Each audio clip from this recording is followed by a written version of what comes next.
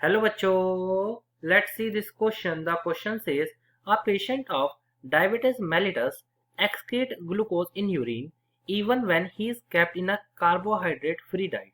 It is because हमें यहाँ पे चार ऑप्शन दे रखे हैं. फर्स्ट है fat are catabolised to form glucose. Second है amino acid are catabolised in liver. Third है amino acid are discharge in blood stream from liver. And the last is the glycogen from muscles are released in blood stream. चलिए start करते हैं अपने की concept के साथ और जानने की यहाँ पे कोशिश हम करते हैं.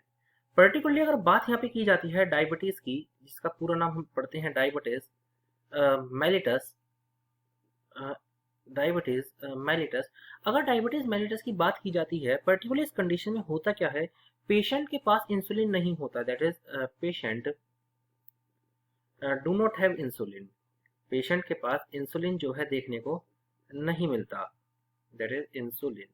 एंड दैट्स वाई इसकी वजह से क्या होता है, जो ग्लूकोज जो यहाँ पे होता है उसका एक्सक्रीशन स्टार्ट हो जाता है.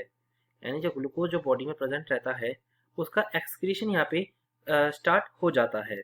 कई बार कंडीशंस देखने को मिलती हैं कि इफ फूड कार्बोहाइड्रेट फ्री अगर होता है, that is if food is carbohydrate free, जो अगर फूड हमें कार्बोहाइड्रेट फ्री भी देखने को मिले, कार्बोहाइड्रेट फ्री, तो उस कंडीशन में पर्टिकुलरली होता क्या है कि जो बॉडी जो होती है कन्वर्ट कर लेती है, बॉडी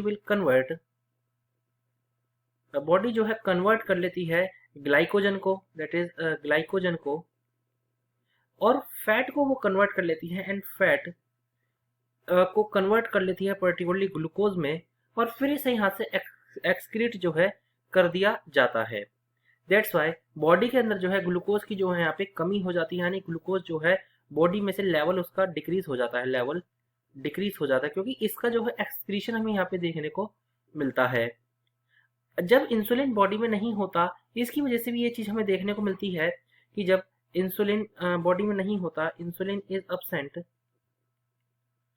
इसकी वजह से मेनली ये कंडीशन हमें देखने को मिलती है कि जो ग्लूकोज होता है उसका एक्सक्रीशन होता है, आइदर वो फैट में, जो पर्टिकुलरली फैट है वो ग्लूकोज में कन्वर्ट हो जाता है, या डायरेक्टली ग्लूकोज जो है उसका एक्सक्रीशन यहाँ पे स्टार्ट हो जाता है.